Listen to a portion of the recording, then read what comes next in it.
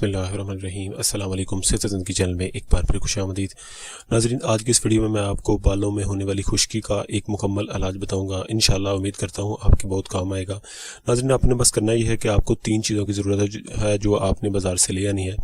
سب سے پہلے آپ نے کسٹر آئل لینا ہے 50 گرام، اس کے بعد آپ نے ناریل کا تیل لینا ہے 50 گرام، اس کے بعد آپ نے سرسوں کا تیل لینا ہے 50 گرام۔ یہ تینوں آئل آپ نے 50 گرام آپ نے لے لینے ہیں، لیکن یہ شرط یہ ہے کہ یہ خالص ہونے چاہیے۔ کوشش کریں کہ خالص یہ آئل لیں تینوں، ٹھیک ہے۔ اس کے بعد آپ نے کرنا یہ ہے کہ ان تینوں آئلوں کو آپ نے مکس کر کے ایک کسی بوتل میں محفوظ کر لینا ہے، اور اس کے بعد آپ نے یہ کرنا ہے کہ روزانہ آپ نے اپنے سر کے بالوں کو دھو کے اس کو خشک کر کے بالوں کو، اور اس کے بعد بالوں کے اندر اس کی مالش کرنی ہے۔ ان سب آئل کو مکس کر کے اور ان کی مالش کرنی ہے آپ نے، بالوں کی جڑوں تک مالش ان کی ہونی چاہیے۔